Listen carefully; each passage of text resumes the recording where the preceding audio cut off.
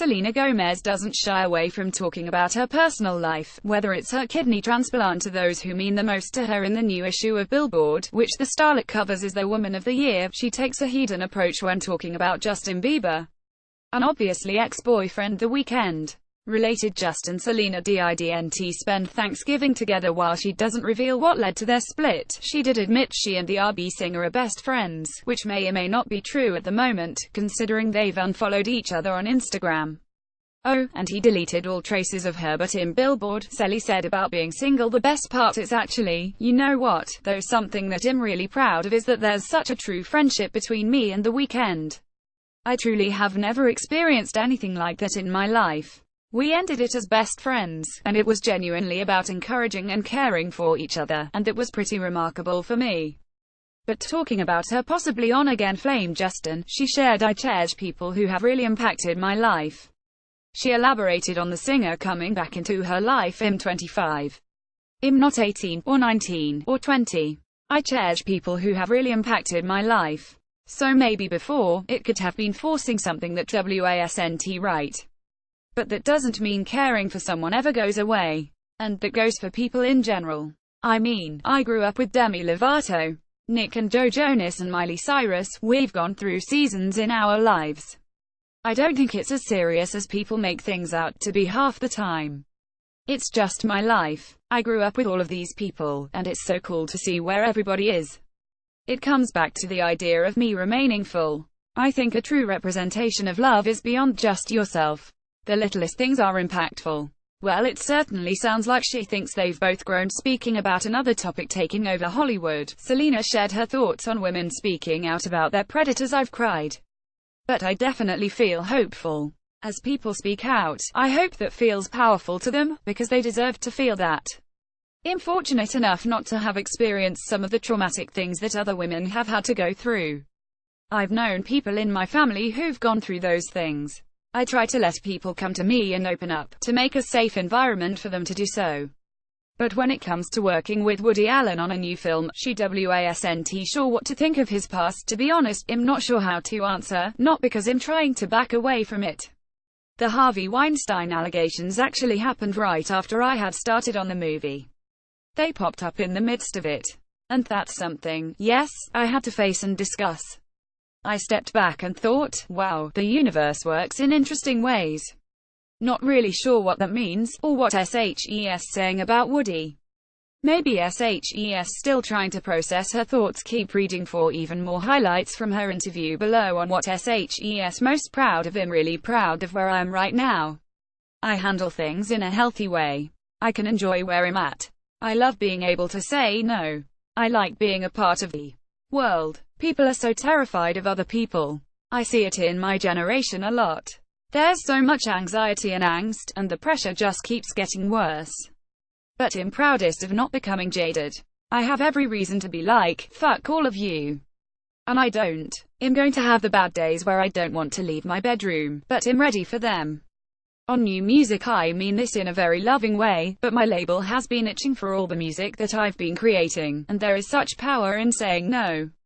I like how we've presented the music this year, because it wasn't in an aggressive way. It felt very genuine. I've cancelled the past 2 tours I've done, so that's something I've considered deeply too. How will I step on that stage and just completely own it and wear it proudly? In the past, I just kept reaching for something. The costume is not glittery enough. What is going to pull them in? Everybody keeps looking at me like I'm this young girl. On equine therapy there were 3 horses to choose from, and naturally I went for the emotionally unavailable one. So, I felt very angry, had a lot of stress in my body, and the horse took off, completely left. And I just kept getting more angry and frustrated. The horses can really sense your energy. After trying multiple times, the therapist looked at me and said, you know what, I need you to take the nice, sweet, kind, available horse. I want you to accept what you have in front of you. I took a lot of deep breaths, walked around the stable, and by the time I came back, I felt completely settled in a that's enough sort of way. I'm the kind of person who goes home and thinks, maybe I didn't do enough, or I feel like I wasn't enough, and those are the things you can't focus on. It comes back to the idea of being present. And that was 4 years ago. A lot has changed. I feel a lot more centered, more accepting. On her revelation after her kidney transplant, I just kept thinking about how much my body is my own. Ever since I was 7, my life always felt like I was giving it to someone else. I felt really alone even though I had a lot of great people around me. But the decisions I was making, were they ever for me? After the surgery I had this sense of gratitude for myself. I don't think I've ever just stopped and been like, I'm actually grateful for who I am. On being talked about in the press for a while, I just wanted to defend myself. I wanted to scream and say, you have no idea I'm allowed to do this and make these choices. I loved being a part of the projects I was on, I loved what I was doing, and I feel like the attention to that kept going away. I remember feeling that I was defined not by my work but by who I was. The moment I released The Heart Wants What It Wants in 2014, which was the first time I had shared a lot of where I was in my personal life, I think a switch happened there. Would I like people to care about worldly things that matter, things that should actually be discussed more? Yes. But I can't control that. And I don't want to. On auditioning for Woody's film, I auditioned 5 times for it. I didn't have the greatest confidence a few times and they passed on me, but it turned out that they didn't find anyone, so I auditioned one more time and gave it my all. I do feel like I earned it. And it was a great experience for me. In acting and in film, you're around a much more stable community. I say that delicately because we all have our stuff, but it was very supportive. It really opened me up, and I needed that after the surgery. There can be so much noise and chaos around everyone's daily life, and it was really great that when we stepped on set, it was just about that. It's also a step in the direction I want to go in with acting. I've begun spending time with independent filmmakers, the Safdie brothers, too, who are incredible. On needing a break from Instagram, sometimes I love Kevin Systrom, the creator of Instagram, and he has gotten mad at me in the past when I was like, I have to take a break from it. But removing myself was about spending time with things that matter. I've been hanging out with an old friend, and basically every conversation, we want it to be intentional. Meaningful conversations remind you that it's all within where we are. It's not about what's happening with everything else. On listening to opinions, I have to be very careful with what opinions I listen to. And society teaches you to honor and respect the people around you. But loyalty and honesty can mean something completely separate. And I think altering or editing myself for the sake of others has been something that I have done my whole life. I've had to accept where I am. It took me about 5 years and moments where I needed to step away and be alone and fight those fights on my own, or go away to a place where I could focus on that. And that time for me was so painful and really hard and very lonely. But I really felt that that's what helped me feel satisfied with where I am.